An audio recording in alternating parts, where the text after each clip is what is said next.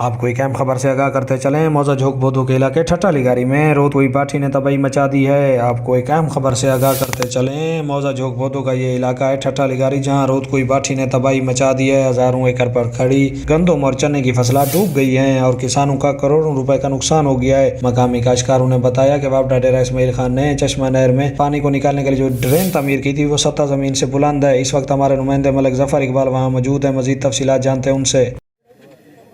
जी, इस वक्त मैं ठट्टा लिगारी मौजा झोंक बोधो में मौजूद हूँ। गुज़श्ता रोज़ आने वाली बारिशों ने यहाँ पर तबाही और बर्बादी मचा दी है और जो मौजा झोंक बोधो के जो इलाका है ठट्टा लिगारी, उसमें काफ़ी सारे मकान मुनहदम हो गए हैं। इसके अलावा यहाँ पर गंदम की और चने की फसल जो कि हज़ारों एकड़ पर काश्त थी, तबाह बर्बाद हो गई है। आइए पूछते हैं इनसे। अस्सलाम वालेकुम। मैं सरदार उस्मान खां बुज़दार वज़ीर आला पंजाब को अर्ज़ करता हूँ। ठट्टा लिगारी का ज़मींदार हूँ।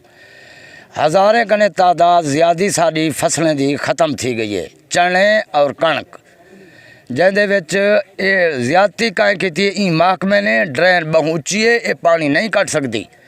ये जब तक इंदा ड्रेन का कोई हल न सोचा वैसी इंदा मुबादल सारे फसलें की भी इमदाद करो। इंदा ड्रेन के बारे लाजमी सोचो, नहीं तो पूरी बस्ती ठट्टा ये गरूब थी वैसी, मकान ही सारे गिर गए। जी, इसका कहना है कि ये जो बाठी की रोध कोई है, इस पे जो ड्रेन बनाई गई है वो सतह से ऊंची बनाई गई है, जिसकी वजह से हमारा हर साल नुकसान हो जाता है, हर साल फसल तबाह बर्बाद हो जाती है। आइए दूसरे काश्तकार से मालूम करते हैं। अस्सलाम वालेकुम रहमतुल्लाह।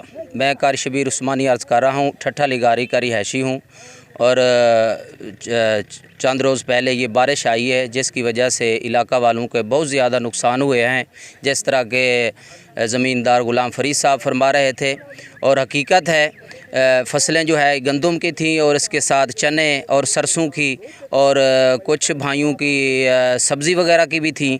सब की जो है वो फसलें तबाह हो गई हैं। और ये लोग वैसे काफ़ी माली लिहाज से कमज़ोर हैं, गरीब थे। इन्होंने दुकानदारों से, दूसरों से जो है खादें वगैरह और इसी तरह बीज, ये चीज़ें सारी इन्होंने उधार ली हुई हैं और काफ़ी इनका नुकसान ऐसे समझें ये करोड़ों की शक्ल में इनका नुकसान हुआ है। और ये पानी अब सब के सामने नज़र आ रहा है। और इसकी मेन बुनियादी वजह जो है वो ये है कि ये महकमे ने जो नहर वाला पुल बनाया है ये ऊपर है, तो पानी क्रॉस नहीं कर रहा, जिसकी वजह से ग़ुलाम फ़रीद साहब और इनके दूसरे भाइयों, इनके मकान जो है वो मुनहदम हो गए हैं और इनकी तकरीबन छतों के करीब तक पानी आया है।